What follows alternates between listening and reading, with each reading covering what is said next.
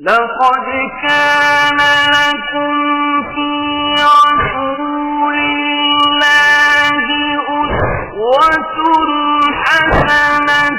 یونس نے بیان کیا اور دوسری سند لیث بن سعد نے بیان کیا کہ مجھ سے یونس نے بیان کیا، ان سے ابن شہاب نے انہیں عروہ ابن مسیب، علقمہ بن وقاص اور عبید اللہ نے عائشہ رضی اللہ عنہا کی حدیث کے متعلق خبر دی، اور ان کی باہم ایک کی بات دوسری کی بات کی تصدیق کرتی ہے کہ جب ان پر تہمت لگانے والوں نے تہمت لگائی تو رسول اللہ صلی اللہ علیہ وسلم نے علی اور اسامہ رضی اللہ عنہ کو اپنی بیوی عائشہ رضی اللہ عنہا کو اپنے سے جدا کرنے کے متعلق مشورہ کرنے کے لیے بلایا، کیونکہ آپ پر اب تک اس سلسلے میں وحی نہیں آئی تھی۔ اسامہ رضی اللہ عنہ نے تو یہ کہا کہ آپ کی زوجہ مطہرہ عائشہ رضی اللہ عنہا میں ہم سوائے خیر کے اور کچھ نہیں جانتے، اور بریرہ رضی اللہ عنہا ان کی خادمہ نے کہا کہ میں کوئی ایسی چیز نہیں جانتی جس سے ان پر عیب لگایا جا سکے۔ اتنی بات ضرور ہے کہ وہ نوعمر لڑکی ہے کہ آٹا گوندھتی اور پھر جا کے سو رہتی ہیں، اور بکری آ کے اسے کھا لیتی ہے۔ رسول کریم صلی اللہ علیہ وسلم نے تہمت کے جھوٹ ثابت ہونے کے بعد فرمایا کہ ایسے شخص کی طرف سے کون عذر خواہی کرے گا جو میری بیوی کے بارے میں بھی مجھے اذیت پہنچاتا ہے۔ قسم اللہ کی، میں نے اپنے گھر میں خیر کے سوا اور کچھ نہیں دیکھا، اور لوگ ایک ایسے شخص کا نام لیتے ہیں جس کے متعلق بھی مجھے خیر کے سوا اور کچھ معلوم نہیں۔ صحیح بخاری حدیث نمبر 2637۔ سالم نے بیان کیا، انہوں نے عبداللہ بن عمر رضی اللہ عنہ سے سنا، آپ کہتے تھے کہ رسول اللہ صلی اللہ علیہ وسلم ابی بن کعب انصاری رضی اللہ عنہ کو ساتھ لے کر کھجور کے اس باغ کی طرف تشریف لے گئے جس میں ابن سیاد تھا۔ جب حضور اکرم صلی اللہ علیہ وسلم باغ میں داخل ہوئے تو آپ درختوں کی آڑ میں چھپ کر چلنے لگے۔ آپ چاہتے تھے کہ ابن سیاد آپ کو دیکھنے نہ پائے اور اس سے پہلے آپ اس کی باتیں سن سکیں۔ ابن سیاد ایک روئی دار چادر میں زمین پر لیٹا ہوا تھا اور کچھ گنگنا رہا تھا۔ ابن سیاد کی ماں نے حضرت کو دیکھ لیا کہ آپ درخت کی آڑ لیے چلے آ رہے ہیں، تو وہ کہنے لگی، اے صاف، یہ محمد صلی اللہ علیہ وسلم آ رہے ہیں۔ ابن سیاد ہوشیار ہو گیا۔ رسول اللہ نے فرمایا، اگر اسے اپنے حال پر رہنے دیتی تو بات ظاہر ہو جاتی۔ صحیح بخاری حدیث نمبر 2638۔ سفیان نے بیان کیا ظاہری سے، ان سے عروہ نے اور ان سے عائشہ رضی اللہ عنہا نے کہ رفاع قرظی رضی اللہ عنہا کی بیوی۔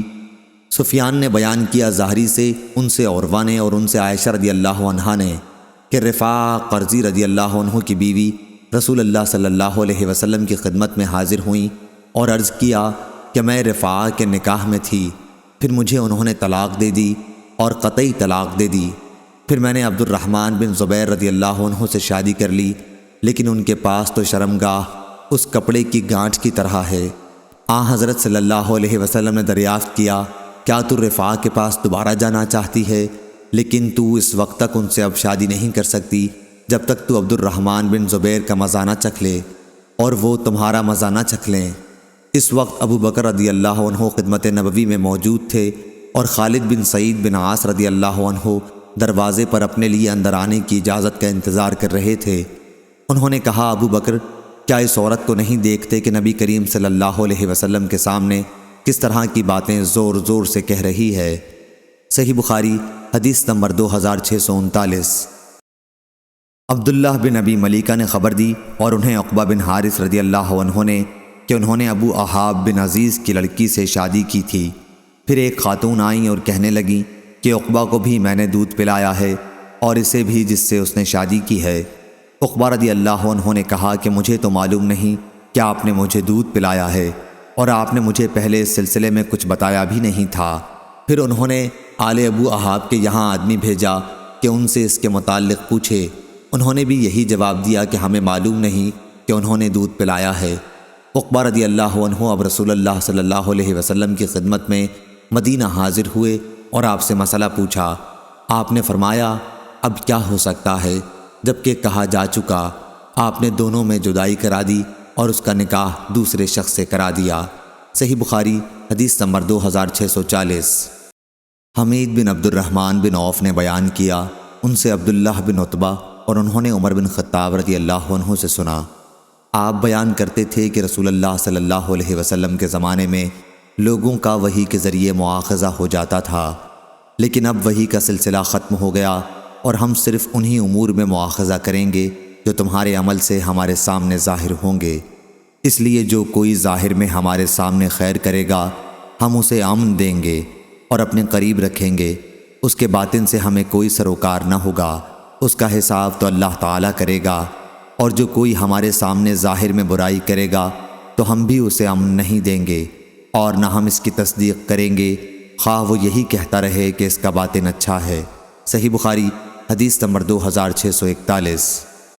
حماد بن زید نے بیان کیا ثابت سے اور ان سے حضرت انس رضی اللہ عنہ نے کہا کہ رسول اللہ صلی اللہ علیہ وسلم کے پاس سے ایک جنازہ گزرا تو لوگوں نے اس میت کی تعریف کی۔ آپ صلی اللہ علیہ وسلم نے فرمایا کہ واجب ہو گئی۔ پھر دوسرا جنازہ گزرا تو لوگوں نے اس کی برائی کی یا اس کے سوا اور الفاظ اسی مفہوم کو ادا کرنے کے لیے کہے۔ راوی کو شبہ ہے۔ آپ صلی اللہ علیہ وسلم نے اس پر بھی فرمایا کہ واجب ہو گئی۔ عرض کیا گیا یا رسول اللہ، آپ نے اس جنازے کے متعلق بھی فرمایا کہ واجب ہو گئی اور پہلے جنازے پر بھی یہی فرمایا۔ آپ صلی اللہ علیہ وسلم نے فرمایا کہ ایمان والی قوم کی گواہی بارگاہ الہی میں مقبول ہے، یہ لوگ زمین پر اللہ کے گواہ ہیں۔ صحیح بخاری حدیث نمبر 2642۔ عبداللہ بن وریدہ نے بیان کیا ابو الاسود سے کہ میں مدینہ آیا تو یہاں وبا پھیلی ہوئی تھی، لوگ بڑی تیزی سے مر رہے تھے۔ میں حضرت عمر رضی اللہ عنہ کی خدمت میں تھا کہ ایک جنازہ گزرا، لوگوں نے اس میت کی تعریف کی تو حضرت عمر رضی اللہ عنہ نے کہا کہ واجب ہو گئی۔ پھر دوسرا گزرا، لوگوں نے اس کی بھی تعریف کی، حضرت عمر رضی اللہ عنہ نے کہا واجب ہو گئی۔ پھر تیسرا گزرا تو لوگوں نے اس کی برائی کی، حضرت عمر رضی اللہ عنہ نے اس کے لیے بھی یہی کہا کہ واجب ہو گئی۔ میں نے پوچھا امیر المومنین کیا چیز واجب ہو گئی؟ انہوں نے کہا میں نے اسی طرح کہا جس طرح نبی کریم صلی اللہ علیہ وسلم نے فرمایا تھا کہ جس مسلمان کے لیے 4 آدمی اچھائی کی گواہی دے دیں اسے اللہ تعالی جنت میں داخل کرتا ہے۔ ہم نے حضرت صلی اللہ علیہ وسلم سے پوچھا اور اگر 3 دیں؟ آپ نے فرمایا کہ 3 پر بھی۔ ہم نے پوچھا اور اگر 2 آدمی گواہی دیں؟ فرمایا 2 پر بھی۔ پھر ہم نے ایک کے متعلق آپ سے نہیں پوچھا۔ صحیح بخاری حدیث نمبر 2643۔ حکم نے خبر دی، انہیں اوراق بن مالک نے، انہیں عروہ بن زبیر نے اور ان سے عائشہ رضی اللہ عنہا نے بیان کیا کہ پردے کا حکم نازل ہونے کے بعد افلاح رضی اللہ عنہ نے مجھ سے گھر میں آنے کی اجازت چاہی تو میں نے ان کو اجازت نہیں دی۔ وہ بولے کہ آپ مجھ سے پردہ کرتی ہیں حالانکہ میں آپ کا دودھ کا چچا ہوں۔ میں نے کہا کہ یہ کیسے؟ تو انہوں نے بتایا کہ میرے بھائی وائل کی عورت نے آپ کو میرے بھائی ہی کا دودھ پلایا تھا۔ حضرت عائشہ رضی اللہ عنہا نے بیان کیا کہ پھر میں نے اس کے متعلق رسول اللہ صلی اللہ علیہ وسلم سے پوچھا تو آپ نے فرمایا کہ افلاح نے سچ کہا ہے، انہیں اندر آنے کی اجازت دے دیا کرو، ان سے پردہ نہیں۔ صحیح بخاری حدیث نمبر 2644۔ قتادہ نے بیان کیا جابر بن زید سے اور ان سے عبداللہ بن عباس رضی اللہ عنہ نے بیان کیا کہ نبی کریم صلی اللہ علیہ وسلم نے حمزہ رضی اللہ عنہ کی صاحبزادی کے باب میں فرمایا کہ یہ میرے لیے حلال نہیں ہو سکتی۔ جو رشتے نسب کی وجہ سے حرام ہو جاتے ہیں وہی دودھ کی وجہ سے بھی حرام ہو جاتے ہیں، یہ تو میرے رضائی بھائی کی لڑکی ہیں۔ صحیح بخاری حدیث نمبر 2645۔ امام مالک نے خبر دی عبداللہ بن ابی بکر سے، وہ عمرہ بنت عبد الرحمن سے، اور انہیں نبی کریم صلی اللہ علیہ وسلم کی زوجہ مطہرہ اور ام المومنین حضرت عائشہ صدیقہ رضی اللہ عنہا نے خبر دی کہ رسول کریم صلی اللہ علیہ وسلم ان کے یہاں تشریف فرما تھے۔ حضرت عائشہ رضی اللہ عنہا نے ایک صحابی کی آواز سنی جو ام المومنین حفصہ کے گھر میں آنے کی اجازت چاہتا تھا۔ حضرت عائشہ رضی اللہ عنہا نے کہا کہ میں نے کہا یا رسول اللہ میرا خیال ہے یہ حفصہ رضی اللہ عنہا کے دودھ کے چچا ہیں۔ انہوں نے عرض کیا یا رسول اللہ یہ صحابی آپ کے گھر میں جس میں حفصہ رہتی ہیں آنے کی اجازت مانگ رہے ہیں۔ انہوں نے بیان کیا کہ آپ نے فرمایا میرا خیال ہے یہ فلاں صاحب حفصہ کے رضائی چچا ہیں۔ پھر حضرت عائشہ رضی اللہ عنہا نے بھی اپنے ایک رضائی چچا کے متعلق پوچھا کہ اگر فلاں زندہ ہوتے تو کیا وہ بے حجاب میرے پاس آ سکتے تھے؟ رسول اللہ صلی اللہ علیہ وسلم نے فرمایا کہ ہاں، دودھ سے بھی وہ تمام رشتے حرام ہو جاتے ہیں جو نسب کی وجہ سے حرام ہوتے ہیں۔ صحیح بخاری حدیث نمبر 2646۔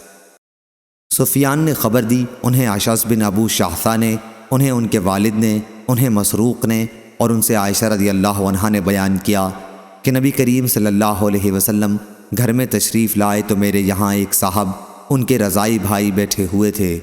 آپ نے دریافت فرمایا، عائشہ یہ کون ہے؟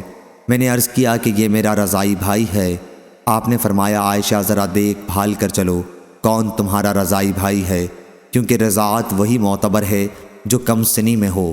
محمد بن کثیر کے ساتھ اس حدیث کو عبد الرحمن بن مہدی نے سفیان سوری سے روایت کیا ہے۔ صحیح بخاری حدیث نمبر 2647۔ یونس نے بیان کیا، ان سے ابن شہاب نے، انہیں عروہ بن زبیر نے خبر دی کہ ایک عورت نے فتح مکہ پر چوری کر لی تھی، پھر اسے رسول اللہ صلی اللہ علیہ وسلم کی خدمت میں حاضر کیا گیا اور آپ کے حکم کے مطابق اس کا ہاتھ کاٹ دیا گیا۔ حضرت عائشہ رضی اللہ عنہا نے بیان کیا کہ پھر انہوں نے اچھی طرح توبہ کر لی اور شادی کر لی۔ اس کے بعد وہ آتی تھیں تو میں ان کی ضرورت رسول اللہ صلی اللہ علیہ وسلم کی خدمت میں پیش کر دیا کرتی تھی۔ صحیح بخاری حدیث نمبر 2648۔ لیث نے بیان کیا عقیل سے، وہ ابن شہاب سے، ان سے عبید اللہ بن عبداللہ نے اور ان سے زید بن خالد رضی اللہ عنہ نے کہ رسول اللہ صلی اللہ علیہ وسلم نے ان لوگوں کے لیے جو شادی شدہ نہ ہوں اور زنا کریں یہ حکم دیا تھا کہ انہیں 100 کوڑے لگائے جائیں اور 1 سال کے لیے جلا وطن کر دیا جائے۔ صحیح بخاری حدیث نمبر 2649۔ عبداللہ بن مبارک نے خبر دی، کہا ہم کو ابی حیان تیمین یحییٰ بن سعید نے، انہیں شعبی نے اور ان سے نعمان بن بشیر رضی اللہ عنہ نے بیان کیا کہ میری ماں نے میرے باپ سے مجھے ایک چیز ہبہ دینے کے لیے کہا۔ پہلے تو انہوں نے انکار کیا کیونکہ دوسری بیوی کے بھی اولاد تھی، پھر راضی ہو گئے اور مجھے وہ چیز ہبہ کر دی، لیکن ماں نے کہا کہ جب تک آپ نبی کریم صلی اللہ علیہ وسلم کو اس معاملے میں گواہ نہ بنائیں میں اس پر راضی نہ ہوں گی۔ چنانچہ والد میرا ہاتھ پکڑ کر نبی کریم صلی اللہ علیہ وسلم کی خدمت میں حاضر ہوئے۔ میں ابھی 9 عمر تھا۔ انہوں نے عرض کیا کہ اس لڑکے کی ماں عمرہ بنت رواحہ رضی اللہ عنہا مجھ سے ایک چیز اسے ہبہ کرنے کے لیے کہہ رہی ہیں۔ آپ صلی اللہ علیہ وسلم نے دریافت فرمایا، اس کے علاوہ اور بھی تمہارے لڑکے ہیں؟ انہوں نے کہا کہ ہاں ہیں۔ نعمان رضی اللہ عنہ نے بیان کیا، میرا خیال ہے کہ حضرت صلی اللہ علیہ وسلم نے اس پر فرمایا، تو مجھ کو ظلم کی بات پر گواہ نہ بنا۔ اور ابو حریز نے شعبی سے یہ نقل کیا کہ آپ نے فرمایا، میں ظلم کی بات پر گواہ نہیں بنتا۔ صحیح بخاری حدیث نمبر 2650۔ ابو جمرہ نے بیان کیا کہ میں نے زہدم بن مضرب رضی اللہ عنہ سے سنا کہ میں نے عمران بن حسین رضی اللہ عنہ سے سنا اور انہوں نے بیان کیا کہ رسول اللہ صلی اللہ علیہ وسلم نے فرمایا کہ تم میں سب سے بہتر میرے زمانے کے لوگ صحابہ ہیں، پھر وہ لوگ جو ان کے بعد آئیں گے تابعین، پھر وہ لوگ جو اس کے بھی بعد آئیں گے تبع تابعین۔ عمران نے بیان کیا کہ میں نہیں جانتا حضرت صلی اللہ علیہ وسلم نے 2 زمانوں کا اپنے بعد ذکر فرمایا یا 3 کا۔ پھر آپ نے فرمایا کہ تمہارے بعد ایسے لوگ پیدا ہوں گے جو چور ہوں گے، جن میں دیانت کا نام نہ ہوگا، ان سے گواہی دینے کے لیے نہیں کہا جائے گا، لیکن وہ گواہیاں دیتے پھریں گے، نظریں مانیں گے لیکن پوری نہیں کریں گے، موٹاپا ان میں عام ہوگا۔ صحیح بخاری حدیث نمبر 2651۔ سفیان نے خبر دی منصور سے، انہوں نے ابراہیم نخعی سے، انہیں عبیدہ نے اور ان سے عبداللہ رضی اللہ عنہ نے بیان کیا کہ نبی کریم صلی اللہ علیہ وسلم نے فرمایا، سب سے بہتر میرے زمانے کے لوگ ہیں، پھر وہ لوگ جو اس کے بعد ہوں گے، پھر وہ لوگ جو اس کے بعد ہوں گے، اور اس کے بعد ایسے لوگوں کا زمانہ آئے گا جو قسم سے پہلے گواہی دیں گے اور گواہی سے پہلے قسم کھائیں گے۔ ابراہیم نخعی رحمہ اللہ نے بیان کیا کہ ہمارے بڑے بزرگ شہادت اور عہد کا لفظ زبان سے نکالنے پر ہمیں مارتے تھے۔ صحیح بخاری حدیث نمبر 2652۔ عبداللہ بن منیر نے بیان کیا، کہا ہم نے وہب بن جریر اور عبداللہ بن ابراہیم سے سنا۔ عبداللہ بن منیر نے بیان کیا، کہا ہم نے وہب بن جریر اور عبد الملک بن ابراہیم سے سنا۔ انہوں نے بیان کیا کہ ہم سے شعبہ نے بیان کیا، ان سے عبید اللہ بن ابی بکر بن انس نے اور ان سے انس رضی اللہ عنہ نے بیان کیا کہ رسول اللہ صلی اللہ علیہ وسلم سے کبیرہ گناہوں کے متعلق پوچھا گیا تو آپ نے فرمایا کہ اللہ کے ساتھ کسی کو شریک ٹھہرانا، ماں باپ کی نافرمانی کرنا، کسی کی جان لینا اور جھوٹی گواہی دینا۔ اس روایت کے مطابق غندر، ابو عامر، بہز اور عبد الصمد نے شعبہ سے کی ہے۔ صحیح بخاری حدیث نمبر 2653۔ جریری نے بیان کیا، ان سے عبد الرحمن بن ابی بکرہ نے اور ان سے ان کے باپ نے بیان کیا کہ رسول اللہ صلی اللہ علیہ وسلم نے فرمایا، کیا میں تم لوگوں کو سب سے بڑے گناہ نہ بتاؤں؟ 3 بار آپ نے اسی طرح فرمایا۔ صحابہ نے عرض کیا، ہاں یا رسول اللہ۔ آپ نے فرمایا، اللہ کا کسی کو شریک ٹھہرانا، ماں باپ کی نافرمانی کرنا۔ آپ اس وقت تک ٹیک لگائے ہوئے تھے، لیکن اب آپ سیدھے بیٹھ گئے اور فرمایا، ہاں، اور جھوٹی گواہی بھی۔ انہوں نے بیان کیا کہ حضرت صلی اللہ علیہ وسلم نے اس جملے کو اتنی مرتبہ دہرایا کہ ہم کہنے لگے، کاش آپ خاموش ہو جاتے۔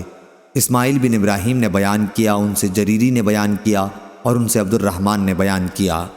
صحیح بخاری حدیث نمبر 2654۔ عیسیٰ بن یونس نے خبر دی، انہیں ہشام نے، انہیں ان کے باپ نے اور ان سے عائشہ رضی اللہ عنہا نے بیان کیا کہ نبی کریم صلی اللہ علیہ وسلم نے ایک شخص کو مسجد میں قرآن پڑھتے سنا تو فرمایا کہ ان پر اللہ تعالی رحم فرمائے۔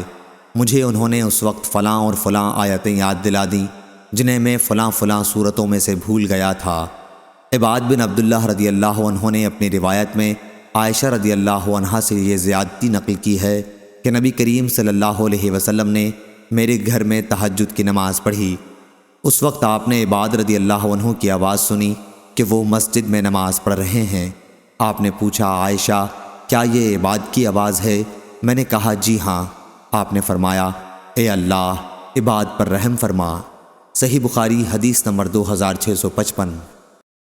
ابن شہاب نے خبر دی سالم بن عبداللہ سے اور ان سے عبداللہ بن عمر رضی اللہ عنہ نے بیان کیا کہ رسول کریم صلی اللہ علیہ وسلم نے فرمایا، بلال رضی اللہ عنہ رات میں اذان دیتے ہیں، اس لیے تم لوگ سحری کھا پی سکتے ہو یہاں تک کہ فجر کے لیے دوسری اذان پکاری جائے۔ یا یہ فرمایا یہاں تک کہ عبداللہ ابن ام مکتوم رضی اللہ عنہ کی آواز، یا یہ فرمایا یہاں تک کہ عبداللہ ابن مکتوم رضی اللہ عنہ کی اذان سن لو۔ عبداللہ ابن ام مکتوم نابینا تھے اور جب تک ان سے کہا نہ جاتا صبح ہو گئی ہے وہ اذان نہیں دیتے تھے۔ صحیح بخاری حدیث نمبر 2656۔ ایوب نے بیان کیا عبداللہ بن ابی ملیکہ سے اور ان سے مسعود بن مخرمہ رضی اللہ عنہ نے بیان کیا کہ نبی کریم صلی اللہ علیہ وسلم کے یہاں چند قبائیں آئیں تو مجھ سے میرے باپ مخرمہ رضی اللہ عنہ نے کہا کہ میرے ساتھ رسول اللہ صلی اللہ علیہ وسلم کی خدمت میں چلو، ممکن ہے آپ ان میں سے کوئی مجھے بھی عنایت فرمائیں۔ میرے والد حضور اکرم صلی اللہ علیہ وسلم کے گھر پہنچ کر دروازے پر کھڑے ہو گئے اور باتیں کرنے لگے۔ آپ نے ان کی آواز پہچان لی اور باہر تشریف لائے۔ آپ کے پاس ایک قبا بھی تھی، آپ اس کی خوبیاں بیان کرنے لگے اور فرمایا کہ میں نے یہ تمہارے ہی لیے الگ کر رکھی تھی، صرف تمہارے ہی لیے۔ صحیح بخاری حدیث نمبر 2657۔ زید نے خبر دی، انہیں ایاز بن عبداللہ نے اور انہیں ابو سعید خدری رضی اللہ عنہ نے کہ نبی کریم صلی اللہ علیہ وسلم نے فرمایا، کیا عورت کی گواہی مرد کی گواہی کے آدھے کے برابر نہیں ہے؟ ہم نے عرض کیا، کیوں نہیں؟ آپ نے فرمایا کہ یہی تو ان کی عقل کا نقصان ہے۔ صحیح بخاری حدیث نمبر 2658۔ ابو عاصم نے بیان کیا، کہا ہم سے ابن جریج نے، وہ ابن ابی ملیکہ سے، ان سے عقبہ بن حارث رضی اللہ عنہ نے۔ دوسری سند امام بخاری نے کہا اور ہم سے علی بن عبداللہ نے بیان کیا، کہا ہم سے یحییٰ بن سعید نے بیان کیا، ان سے ابن جریج نے بیان کیا کہ میں نے ابن ابی ملیکہ سے سنا، کہا کہ مجھ سے عقبہ بن حارث رضی اللہ عنہ نے بیان کیا، یا یہ کہا کہ میں نے یہ حدیث ان سے سنی کہ انہوں نے ام یحییٰ بنت ابی احاب سے شادی کی تھی۔ انہوں نے بیان کیا کہ پھر ایک سیاہ رنگ والی باندی آئی اور کہنے لگی کہ میں نے تم دونوں کو دودھ پلایا ہے۔ میں نے اس کا ذکر رسول اللہ صلی اللہ علیہ وسلم سے کیا تو آپ نے میری طرف سے منہ پھیر لیا، پس میں جدا ہو گیا۔ میں نے پھر آپ کے سامنے جا کر اس کا ذکر کیا تو آپ نے فرمایا، اب نکاح کیسے باقی رہ سکتا ہے جبکہ تمہیں اس عورت نے بتا دیا ہے کہ اس نے تم دونوں کو دودھ پلایا تھا۔ چنانچہ آپ نے انہیں ام یحییٰ کو اپنے ساتھ رکھنے سے منع فرما دیا۔ صحیح بخاری حدیث نمبر 2659۔ عقبہ بن حارث نے بیان کیا کہ میں نے ایک عورت سے شادی کی تھی، پھر ایک عورت آئی اور کہنے لگی کہ میں نے تم دونوں کو دودھ پلایا تھا، اس لیے میں نبی کریم صلی اللہ علیہ وسلم کی خدمت میں حاضر ہوا۔ آپ نے فرمایا کہ جب تمہیں بتا دیا گیا کہ ایک ہی عورت تم دونوں کی دودھ کی ماں ہے تو پھر اب اور کیا صورت ہو سکتی ہے؟ اپنی بیوی کو اپنے سے جدا کر دے، یا اسی طرح کے الفاظ آپ نے فرمائے۔ صحیح بخاری حدیث نمبر 2660۔ ابو ربیع سلمان بن داؤد نے بیان کیا، امام بخاری نے کہا کہ اس حدیث کے بعض مطالب مجھ کو امام احمد بن یونس نے سمجھائے۔ کہا ہم سے فلیح بن سلیمان نے بیان کیا، ان سے ابن شہاب ظاہری نے بیان کیا، ان سے عروہ بن زبیر، سعید بن مسیب، علقمہ بن وقاص لیثی اور عبید اللہ بن عبداللہ بن عتبہ نے، اور ان سے نبی کریم صلی اللہ علیہ وسلم کی زوجہ مطہرہ حضرت عائشہ رضی اللہ عنہا نے وہ قصہ بیان کیا جب تہمت لگانے والوں نے ان پر تہمت لگائی، لیکن اللہ تعالیٰ نے خود انہیں اس سے بری قرار دیا۔ ظاہری نے بیان کیا کہ ظاہری سے بیان کرنے والے جن کا سند میں ظاہری کے بعد ذکر ہے، تمام راویوں نے عائشہ رضی اللہ عنہا کی اس حدیث کا ایک ایک حصہ بیان کیا تھا۔ بعض راویوں کو بعض دوسرے راویوں سے حدیث زیادہ یاد تھی اور وہ بیان بھی زیادہ بہتر طریقے پر کر سکتے تھے۔ بہرحال ان سب راویوں سے میں نے یہ حدیث پوری طرح محفوظ کر لی تھی جسے وہ عائشہ رضی اللہ عنہا سے بیان کرتے تھے۔ ان راویوں میں ہر ایک کی روایت سے دوسرے راوی کی تصدیق ہوتی تھی۔ ان کا بیان تھا کہ عائشہ رضی اللہ عنہا نے کہا، رسول اللہ صلی اللہ علیہ وسلم جب سفر میں جانے کا ارادہ کرتے تو اپنی بیویوں کے درمیان قرعہ ڈالتے، جس کا پانسا نکلتا سفر میں وہی آپ کے ساتھ جاتی۔ چنانچہ ایک غزوہ کے موقع پر جس میں آپ بھی شرکت کر رہے تھے، آپ صلی اللہ علیہ وسلم نے قرعہ ڈلوایا اور میرا نام نکلا۔ اب میں آپ کے ساتھ تھی۔ یہ واقعہ پردے کی آیت کے نازل ہونے کے بعد کا ہے۔ خیر میں ایک ہودج میں سوار رہتی، اسی میں بیٹھے بیٹھے مجھ کو اتارا جاتا تھا۔ اس طرح ہم چلتے رہے۔ پھر جب رسول اللہ صلی اللہ علیہ وسلم جہاد سے فارغ ہو کر واپس ہوئے اور ہم مدینے کے قریب پہنچ گئے تو ایک رات آپ نے کوچ کا اعلان کروایا۔ میں یہ حکم سنتے ہی اٹھی اور لشکر سے آگے بڑھ گئی۔ جب حاجت سے فارغ ہوئی تو کجاوے کے پاس آ گئی۔ وہاں پہنچ کر جو میں نے اپنا سینہ ٹٹولا تو میرا اظفار کے کالے نگینوں کا ہار موجود نہیں تھا، اس لیے میں وہاں دوبارہ پہنچی جہاں قضائے حاجت کے لیے گئی تھی۔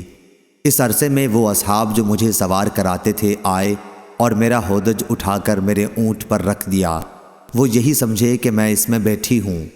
ان دنوں عورتیں ہلکی پھلکی ہوتی تھیں، بھاری بھرکم نہیں۔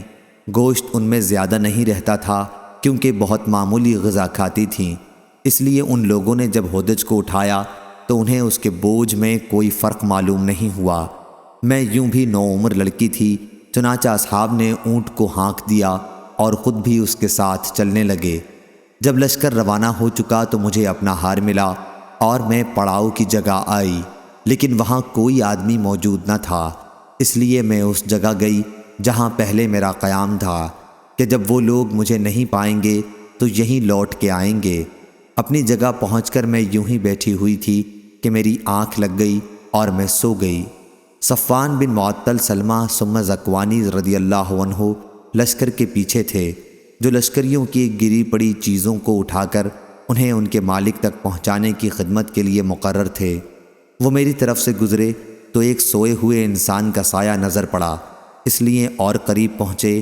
پردے کے حکم سے پہلے وہ مجھے دیکھ چکے تھے۔ ان کے انا للہ پڑھنے سے میں بیدار ہو گئی۔ آخر انہوں نے اپنا اونٹ بٹھایا اور اس کے اگلے پاؤں کو موڑ دیا تاکہ بلا کسی مدد کے میں خود سوار ہو سکوں۔ چنانچہ میں سوار ہو گئی۔ اب وہ اونٹ پر مجھے بٹھائے ہوئے خود اس کے آگے آگے چلنے لگے۔ اسی طرح ہم جب لشکر کے قریب پہنچے تو لوگ بھری دوپہر میں آرام کے لیے پڑاؤ ڈال چکے تھے۔ اتنی ہی بات تھی جس کی بنیاد پر جسے ہلاک ہونا تھا وہ ہلاک ہوا، اور تہمت کے معاملے میں پیش پیش عبداللہ بن ابی ابن سلول منافق تھا۔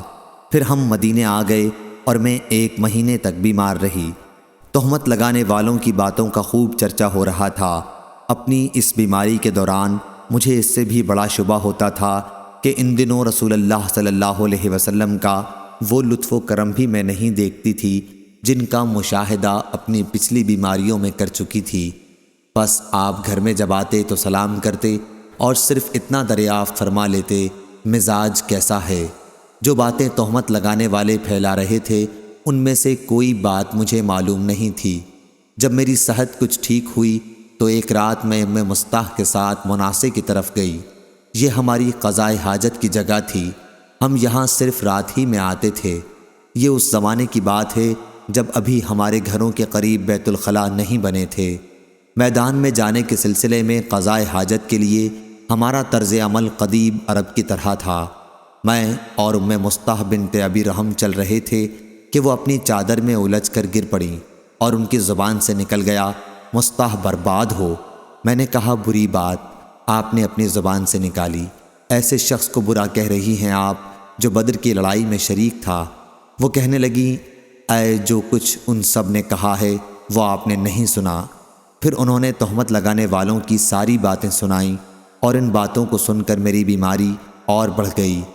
میں جب اپنے گھر واپس ہوئی تو رسول اللہ صلی اللہ علیہ وسلم اندر تشریف لائے اور دریافت فرمایا، مزاج کیسا ہے؟ میں نے عرض کیا کہ آپ مجھے والدین کے یہاں جانے کی اجازت دیجیے۔ اس وقت میرا ارادہ یہ تھا کہ ان سے اس خبر کی تحقیق کروں گی۔ حضرت صلی اللہ علیہ وسلم نے مجھے جانے کی اجازت دے دی اور میں جب گھر آئی تو میں نے اپنی والدہ رومان سے ان باتوں کے متعلق پوچھا جو لوگوں میں پھیلی ہوئی تھیں۔ انہوں نے فرمایا، بیٹی اس طرح کی باتوں کی پرواہ نہ کر، خدا کی قسم شاید ہی ایسا ہو کہ تجھ جیسی حسین و خوبصورت عورت کسی مرد کے گھر میں ہو اور اس کی سوکنیں بھی ہوں، پھر بھی اس طرح کی باتیں پھیلائی نہ جایا کریں۔ میں نے کہا، سبحان اللہ، سوکنوں کا ذکر کیا، وہ تو دوسرے لوگ اس طرح کی باتیں کر رہے ہیں۔ انہوں نے بیان کیا کہ وہ رات میں نے وہیں گزاری، صبح تک میرے آنسو نہیں تھمتے تھے اور نہ نیند آئی۔ صبح ہوئی تو رسول اللہ صلی اللہ علیہ وسلم نے اپنی بیوی کو جدا کرنے کے سلسلے میں مشورہ کرنے کے لیے علی بن ابی طالب اور اسامہ بن زید رضی اللہ عنہ کو بلوایا، کیونکہ وہی اس سلسلے میں اب تک نہیں آئی تھی۔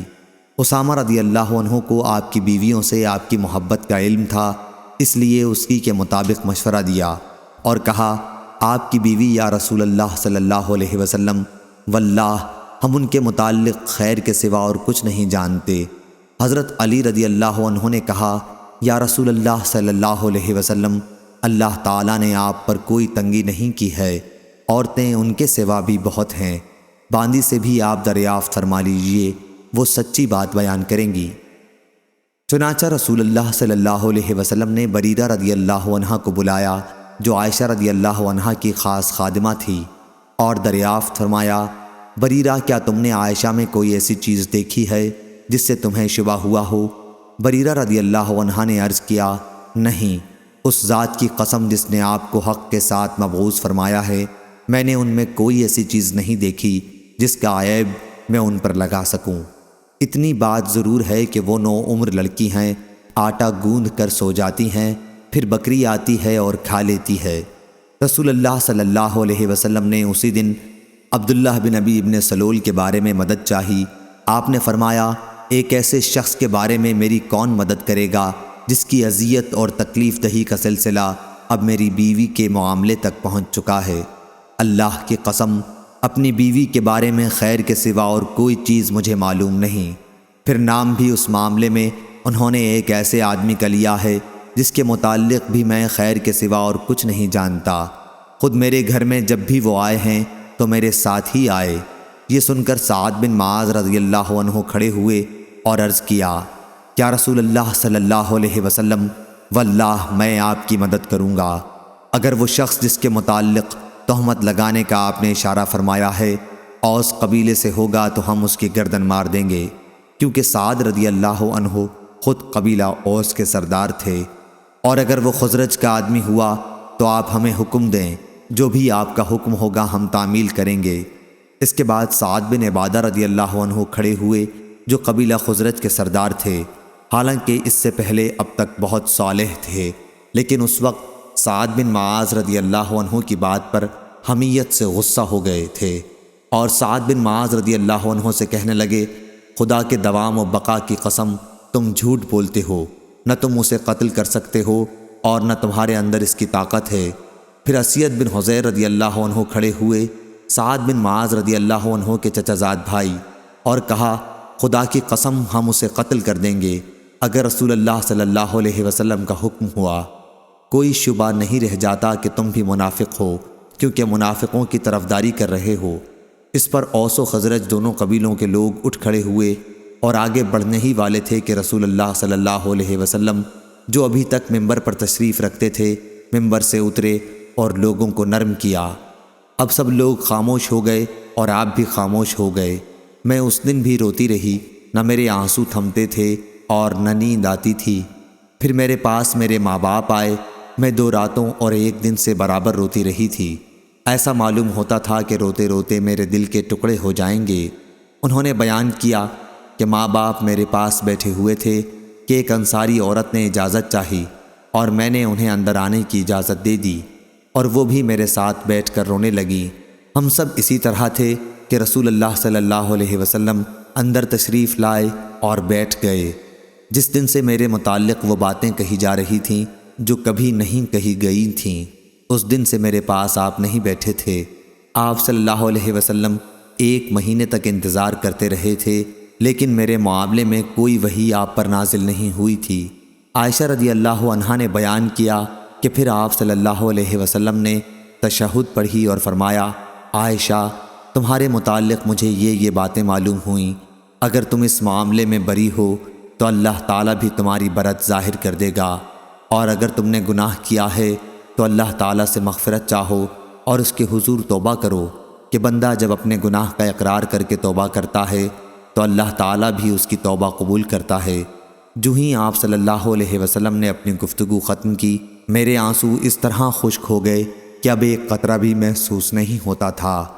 میں نے اپنے باپ سے کہا کیا آپ رسول اللہ صلی اللہ علیہ وسلم سے میرے متعلق کہیے، لیکن انہوں نے کہا قسم اللہ کی مجھے نہیں معلوم کیا حضرت صلی اللہ علیہ وسلم سے مجھے کیا کہنا چاہیے۔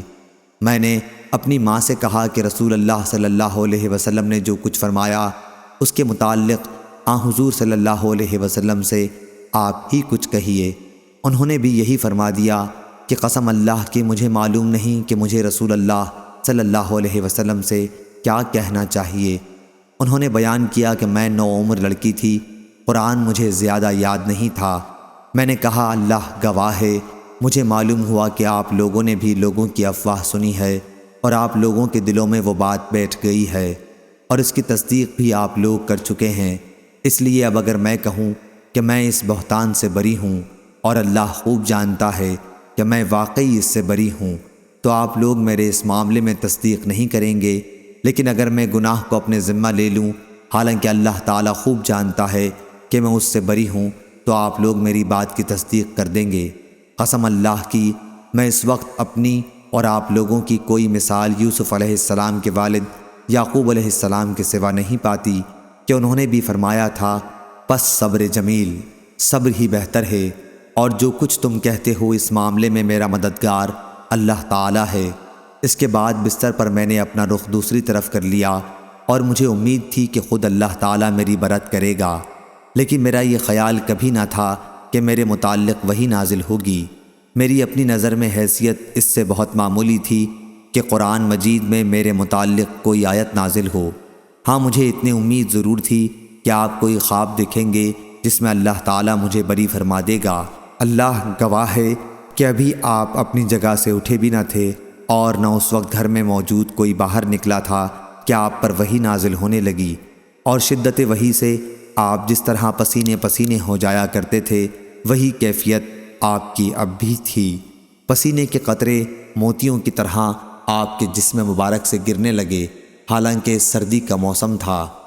جب وحی کا سلسلہ ختم ہوا تو آپ ہنس رہے تھے، اور سب سے پہلا کلمہ جو آپ کی زبان مبارک سے نکلا وہ یہ تھا، اے عائشہ اللہ کی حمد بیان کر کہ اس نے تمہیں بری قرار دے دیا ہے۔ میری والدہ نے کہا بیٹی جا، رسول اللہ صلی اللہ علیہ وسلم کے سامنے جا کر کھڑی ہو جا۔ میں نے کہا نہیں قسم اللہ کی میں آپ کے پاس جا کر کھڑی نہ ہوں گی، اور میں تو صرف اللہ کی حمد و ثنا کروں گی۔ اللہ تعالیٰ نے یہ آیت نازل فرمائی تھی، جن لوگوں نے تہمت تراشی کی ہے وہ تم ہی میں سے کچھ لوگ ہیں۔ جب اللہ تعالیٰ نے میری برات میں یہ آیت نازل فرمائی تو ابو بکر رضی اللہ عنہ نے، جو مصطح بن اثاثہ رضی اللہ عنہ کے اخراجات قرابت کی وجہ سے خود ہی اٹھاتے تھے، کہا کہ قسم اللہ کی اب میں مصطح پر کبھی کوئی خرچ نہیں کروں گا کہ وہ بھی عائشہ پر تہمت لگانے میں شریک تھا۔ اس پر اللہ تعالیٰ نے یہ آیت نازل کی، تم میں سے صاحب فضل و صاحب مال لوگ قسم نہ کھائیں، اللہ کے ارشاد غفور الرحیم تک۔ ابو بکر رضی اللہ عنہ نے کہا، خدا کی قسم بس میری یہی خواہش ہے کہ اللہ تعالیٰ میری مغفرت کر دے۔ چنانچہ مصطح رضی اللہ عنہ کو جو آپ پہلے دیا کرتے تھے وہ پھر دینے لگے۔ رسول اللہ صلی اللہ علیہ وسلم نے زینب بنت حجش رضی اللہ عنہا ام المومنین سے بھی میرے متعلق پوچھا تھا۔ آپ نے دریافت فرمایا کہ زینب، تم عائشہ رضی اللہ عنہا کے متعلق کیا جانتی ہو اور کیا دیکھا ہے؟ انہوں نے جواب دیا، میں اپنے کان اور اپنی آنکھ کی حفاظت کرتی ہوں کہ جو چیز میں نے دیکھی ہو یا سنی ہو وہ آپ سے بیان کرنے لگوں۔ خدا گواہ ہے کہ میں نے ان میں خیر کے سوا اور کچھ نہیں دیکھا۔ عائشہ رضی اللہ عنہا نے بیان کیا کہ یہی میری برابر کی تھیں، لیکن اللہ تعالیٰ نے انہیں تقوی کی وجہ سے بچا لیا۔ صحیح بخاری حدیث نمبر 2661۔ خالد حذا نے بیان کیا، ان سے عبد الرحمن بن ابی بکرہ نے اور ان سے ان کے باپ نے بیان کیا کہ ایک شخص نے رسول کریم صلی اللہ علیہ وسلم کے سامنے دوسرے شخص کی تعریف کی تو آپ نے فرمایا، افسوس، تو نے اپنے ساتھی کی گردن کاٹ ڈالی، تو نے اپنے ساتھی کی گردن کاٹ ڈالی۔ کئی مرتبہ آپ نے اسی طرح فرمایا۔ پھر فرمایا کہ اگر کسی کے لیے اپنے کسی بھائی کی تعریف کرنی ضروری ہو جائے تو یوں کہے کہ میں فلاں شخص کو ایسا سمجھتا ہوں، آگے اللہ خوب جانتا ہے، میں اللہ کے سامنے کسی کو بے عیب نہیں کہہ سکتا، میں سمجھتا ہوں وہ ایسا ہے اگر اس کا حال جانتا ہو۔ صحیح بخاری حدیث نمبر 2662۔ ابو موسیٰ اشعری رضی اللہ عنہ نے بیان کیا کہ رسول کریم صلی اللہ علیہ وسلم نے سنا کہ ایک شخص دوسرے کی تعریف کر رہا تھا اور مبالغے سے کام لے رہا تھا، تو رسول اللہ صلی اللہ علیہ وسلم نے فرمایا کہ تم لوگوں نے اس شخص کو ہلاک کر دیا، اس کی پشت توڑ دی۔ صحیح بخاری حدیث نمبر 2663۔ نافع نے بیان کیا، انہوں نے کہا کہ ہم سے عبداللہ بن عمر رضی اللہ عنہ نے بیان کیا کہ احد کی لڑائی کے موقع پر وہ رسول اللہ صلی اللہ علیہ وسلم کے سامنے جنگ پر جانے کے لیے پیش ہوئے تو انہیں اجازت نہیں ملی۔ اس وقت ان کی عمر 14 سال تھی۔ پھر غزوہ خندق کے موقع پر پیش ہوئے تو اجازت مل گئی۔ اس وقت ان کی عمر 15 سال تھی۔ نافع نے بیان کیا کہ جب میں عمر بن عبدالعزیز رحمہ اللہ کے یہاں ان کی خلافت کے زمانے میں گیا تو میں نے ان سے یہ حدیث بیان کی تو انہوں نے فرمایا کہ چھوٹے اور بڑے کے درمیان 15 سال ہی کی حد ہے۔ پھر انہوں نے اپنے حاکموں کو لکھا کہ جس بچے کی عمر 15 سال کی ہو جائے اس کا فوجی وظیفہ بیت المال سے مقرر کر دیں۔ صحیح بخاری حدیث نمبر 2664۔ سفیان نے بیان کیا، انہوں نے کہا ہم سے صفوان بن سلیم نے بیان کیا، ان سے عطا بن یسار نے اور ان سے ابو سعید خدری رضی اللہ عنہ نے کہ نبی کریم صلی اللہ علیہ وسلم نے فرمایا، ہر بالغ پر جمعہ کے دن غسل واجب ہے۔ صحیح بخاری حدیث نمبر 2665۔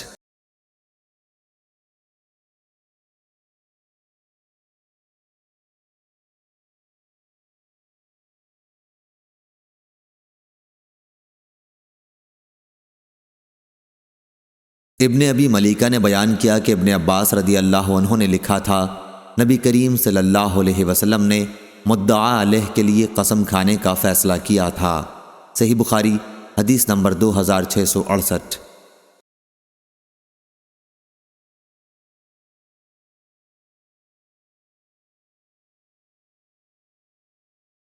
اکرمہ نے بیان کیا اور ان سے ابن عباس رضی اللہ عنہ نے بیان کیا کہ ہلال بن امیہ رضی اللہ عنہ نے نبی کریم صلی اللہ علیہ وسلم کے سامنے اپنی بیوی پر شریک بن صحمہ کے ساتھ تہمت لگائی تو آپ نے فرمایا کہ اس پر گواہ لا ورنہ تمہاری پیٹھ پر حد لگائی جائے گی۔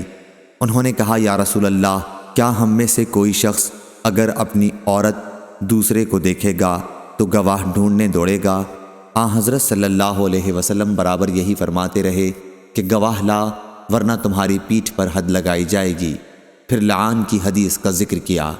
صحیح بخاری حدیث نمبر 2671۔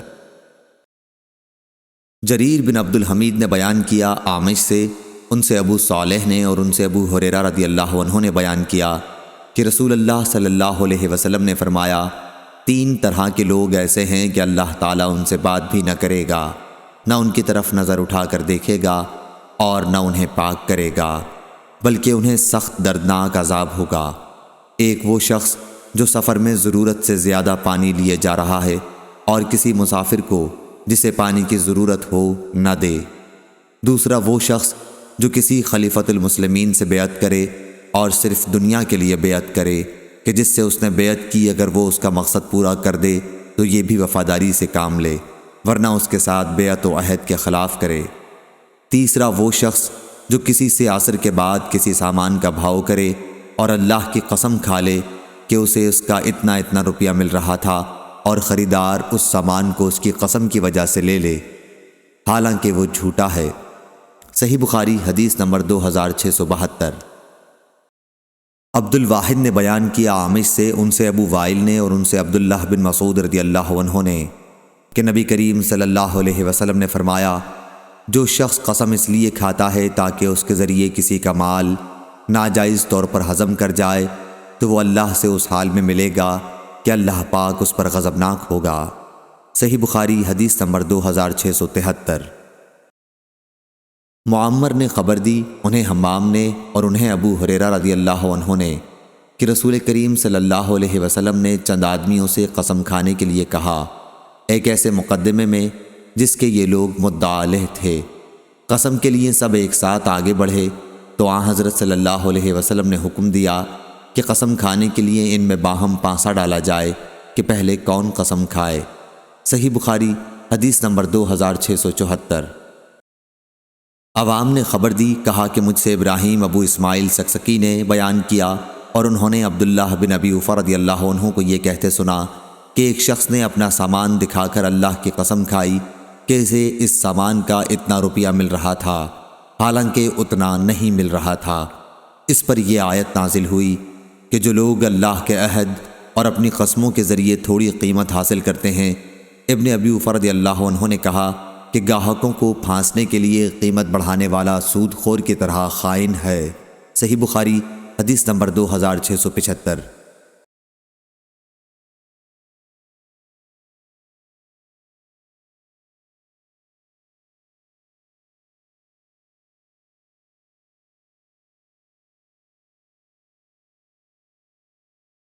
امام مالک نے بیان کیا، ان سے ان کے چچا ابو سہیل نے، ان سے ان کے والد نے اور انہوں نے طلحہ بن عبید اللہ رضی اللہ عنہ سے سنا، آپ نے بیان کیا کہ ایک صاحب زمام بن ثعلبہ نبی کریم صلی اللہ علیہ وسلم کی خدمت میں آئے اور اسلام کے متعلق پوچھنے لگے۔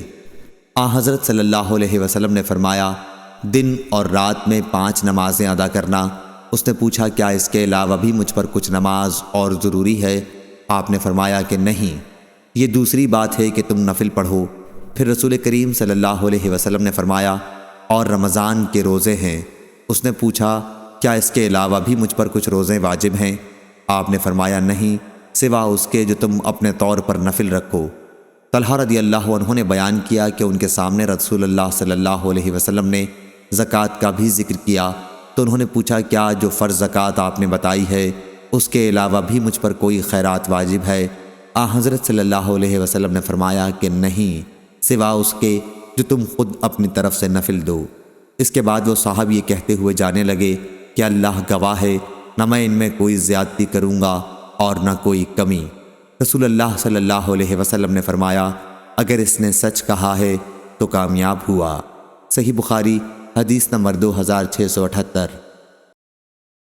چویریہ نے بیان کیا، انہوں نے کہا کہ نافع نے حضرت عبداللہ بن عمر رضی اللہ عنہ سے بیان کیا کہ نبی کریم صلی اللہ علیہ وسلم نے فرمایا، اگر کسی کو قسم کھانی ہی ہے تو اللہ تعالیٰ ہی کی قسم کھائے ورنہ خاموش رہے۔ صحیح بخاری حدیث نمبر 2679۔ عبداللہ بن مسلمہ نے بیان کیا امام مالک سے، ان سے ہشام بن عروہ نے، ان سے ان کے باپ نے، ان سے زینب نے اور ان سے ام سلمہ رضی اللہ عنہا نے کہ رسول کریم صلی اللہ علیہ وسلم نے فرمایا، تم لوگ میرے یہاں اپنے مقدمات لاتے ہو، اور کبھی ایسا ہوتا ہے کہ ایک تم میں دوسرے سے دلیل بیان کرنے میں بڑھ کر ہوتا ہے، قوت بیانیہ بڑھ کر رکھتا ہے، پھر میں اس کو اگر اس کے بھائی کا حق غلطی سے دلا دوں تو وہ حلال نہ سمجھے، اس کو نہ لے، میں اس کو دوزخ کا ایک ٹکڑا دلا رہا ہوں۔ صحیح بخاری حدیث نمبر 2680۔ ابراہیم بن سعد نے بیان کیا، ان سے صالح بن کیسان نے، ان سے ابن شہاب نے، ان سے عبید اللہ بن عبداللہ نے کہ عبداللہ بن عباس رضی اللہ عنہ نے انہیں خبر دی، انہوں نے بیان کیا کہ انہیں ابو سفیان رضی اللہ عنہ نے خبر دی کہ ہرقل نے ان سے کہا تھا کہ میں نے تم سے پوچھا تھا کہ وہ محمد صلی اللہ علیہ وسلم تمہیں کس بات کا حکم دیتے ہیں، تو تم نے بتایا کہ وہ تمہیں نماز، سچائی، عفت، عہد کے پورا کرنے اور امانت کے ادا کرنے کا حکم دیتے ہیں، اور یہ نبی کی صفات ہیں۔ صحیح بخاری حدیث نمبر 2681۔ ابو سہیل نافع بن مالک بن ابی عامر نے بیان کیا، ان سے ان کے باپ نے بیان کیا اور ان سے ابو ہریرہ رضی اللہ عنہ نے بیان کیا کہ رسول اللہ صلی اللہ علیہ وسلم نے فرمایا، منافق کی 3 نشانیاں ہیں، جب بات کہی تو جھوٹ کہی، امانت دی گئی تو اس میں خیانت کی، اور وعدہ کیا تو اسے پورا نہیں کیا۔ صحیح بخاری حدیث نمبر 2682۔ جابر بن عبداللہ رضی اللہ عنہ نے بیان کیا، کہا نبی کریم صلی اللہ علیہ وسلم کی وفات کے بعد حضرت ابو بکر رضی اللہ عنہ کے پاس بحرین کے عامل اولاد بن حضرمی رضی اللہ عنہ کی طرف سے مال آیا۔ ابو بکر رضی اللہ عنہ نے اعلان کرا دیا کہ جس کسی کا بھی نبی کریم صلی اللہ علیہ وسلم پر کوئی قرض ہو یا حضرت صلی اللہ علیہ وسلم کا اس سے وعدہ ہو تو وہ ہمارے پاس آئے۔ جابر رضی اللہ عنہ نے بیان کیا کہ اس پر میں نے ان سے کہا کہ مجھ سے رسول اللہ صلی اللہ علیہ وسلم نے وعدہ فرمایا تھا کہ آپ صلی اللہ علیہ وسلم اتنا مال مجھے عطا فرمائیں گے۔ چنانچہ حضرت ابو بکر رضی اللہ عنہ نے 3 مرتبہ اپنے ہاتھ بڑھائے اور میرے ہاتھ پر 500، پھر 500، پھر 500 گن دیے۔ صحیح بخاری حدیث نمبر 2683۔ سعید بن جبیر نے بیان کیا کہ حیرہ کے یہودی نے مجھ سے پوچھا، موسیٰ علیہ السلام نے اپنے مہر کے ادا کرنے میں کون سی مدت پوری کی تھی، یعنی 8 سال کی یا 10 سال کی، جن کا قرآن میں ذکر ہے؟ میں نے کہا کہ مجھے معلوم نہیں، ہاں عرب کے بڑے عالم کی خدمت میں حاضر ہو کر پوچھ لوں تو پھر تمہیں بتا دوں گا۔ چنانچہ میں نے ابن عباس رضی اللہ عنہ سے پوچھا تو انہوں نے بتایا کہ آپ نے بڑی مدت پوری کی، 10 سال کی، جو دونوں مدتوں میں بہتر تھی۔ رسول اللہ صلی اللہ علیہ وسلم بھی جب کسی سے وعدہ کرتے تو پورا کرتے تھے۔ صحیح بخاری حدیث نمبر 2684۔ لیث نے بیان کیا یونس سے، ان سے ابن شہاب نے، ان سے عبید اللہ بن عبداللہ بن عتبہ نے کہ ابن عباس رضی اللہ عنہ نے کہا، اے مسلمانوں، اہل کتاب سے تم کیوں سوالات کرتے ہو، حالانکہ تمہاری کتاب جو تمہارے نبی صلی اللہ علیہ وسلم پر نازل ہوئی ہے اللہ تعالیٰ کی طرف سے سب سے بعد میں نازل ہوئی ہے، تم اسے پڑھتے ہو اور اس میں کسی قسم کی آمیزش بھی نہیں ہوئی ہے۔ اللہ تعالیٰ تو تمہیں پہلے ہی بتا چکا ہے کہ اہل کتاب نے اس کتاب کو بدل دیا جو اللہ تعالیٰ نے انہیں دی تھی، اور خود ہی اس میں تغیر کر دیا، اور پھر کہنے لگے یہ کتاب اللہ کی طرف سے ہے۔ ان کا مقصد اس سے صرف یہ تھا کہ اس طرح تھوڑی پونجی دنیا کی حاصل کر سکیں۔ پس کیا جو علم قرآن تمہارے پاس آیا ہے وہ تم کو ان اہل کتاب سے پوچھنے کو نہیں روکتا؟ اللہ کی قسم، ہم نے ان کے کسی آدمی کو کبھی نہیں دیکھا کہ وہ ان آیات کے متعلق تم سے پوچھتا ہو جو تم پر تمہارے نبی کے ذریعے نازل کی گئی ہیں۔ صحیح بخاری حدیث نمبر 2685۔ شعبی نے بیان کیا، انہوں نے نعمان بن بشیر رضی اللہ عنہ سے سنا، وہ کہتے تھے کہ نبی کریم صلی اللہ علیہ وسلم نے فرمایا، اللہ کی حدود میں سستی برتنے والے اور اس میں مبتلا ہو جانے والے کی مثال ایک ایسی قوم کی سی ہے جس نے ایک کشتی پر سفر کرنے کے لیے جگہ کے بارے میں قرآن اندازی کی، پھر نتیجے میں کچھ لوگ نیچے سوار ہوئے اور کچھ لوگ اوپر۔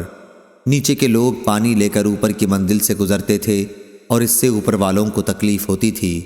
اس خیال سے نیچے والا ایک آدمی کلہاڑی سے کشتی کا نیچے کا حصہ کاٹنے لگا تاکہ نیچے ہی سے سمندر کا پانی لے لیا کرے۔ اب اوپر والے آئے اور کہنے لگے کہ یہ کیا کر رہے ہو؟ اس نے کہا کہ تم لوگوں کو میرے اوپر آنے جانے سے تکلیف ہوتی تھی اور میرے لیے بھی پانی ضروری تھا۔ اب اگر انہوں نے نیچے والے کا ہاتھ پکڑ لیا تو انہیں بھی نجات دی اور خود بھی نجات پائی، لیکن اگر اسے یوں ہی چھوڑ دیا تو انہیں بھی ہلاک کیا اور خود بھی ہلاک ہو گئے۔ صحیح بخاری حدیث نمبر 2686۔ شعیب نے خبر دی زہری سے، ان سے خارجہ بن زید انصاری نے بیان کیا کہ ان کی رشتہ دار ایک عورت ام علا نامی نے، جنہوں نے رسول اللہ صلی اللہ علیہ وسلم سے بیعت بھی کی تھی، انہیں خبر دی کہ انصار نے مہاجرین کو اپنے یہاں ٹھہرانے کے لیے پانسے ڈالے تو عثمان بن مظعون رضی اللہ عنہ کا قیام ہمارے حصے میں آیا۔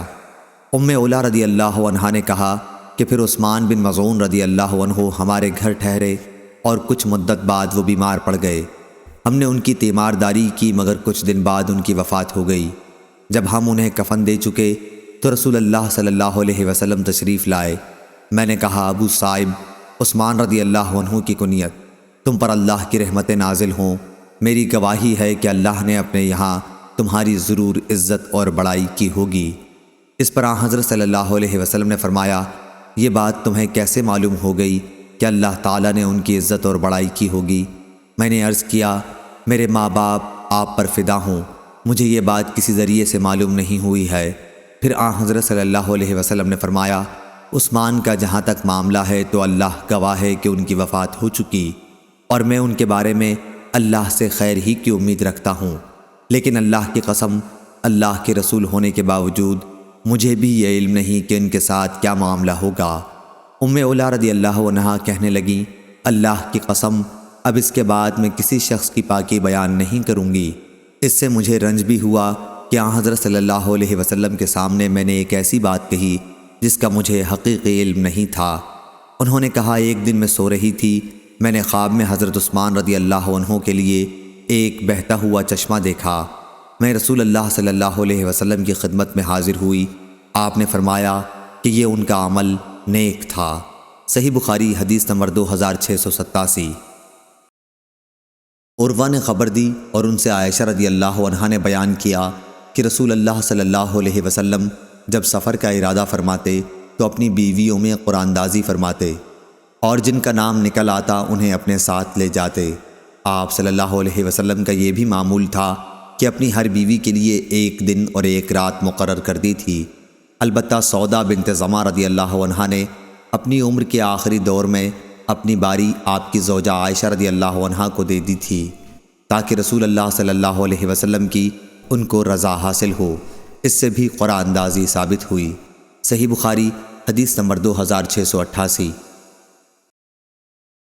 امام مالک نے بیان کیا، ان سے ابو بکر کے غلام سمی نے بیان کیا، ان سے ابو صالح نے اور ان سے ابو ہریرہ رضی اللہ عنہ نے کہ رسول اللہ صلی اللہ علیہ وسلم نے فرمایا، اگر لوگوں کو معلوم ہوتا کہ اذان اور صف اول میں کتنا ثواب ہے اور پھر انہیں اس کے حاصل کرنے کے لیے قرآن دازی کرنی پڑتی تو وہ قرآن دازی بھی کرتے، اور اگر انہیں معلوم ہو جائے کہ نماز سویرے پڑھنے میں کتنا ثواب ہے تو لوگ ایک دوسرے سے سبقت کرنے لگیں، اور اگر انہیں معلوم ہو جائے کہ عشاء اور صبح کی کتنی فضیلتیں ہیں تو اگر گھٹنوں کے بل آنا پڑتا تو پھر بھی آتے۔ صحیح بخاری حدیث نمبر 2689۔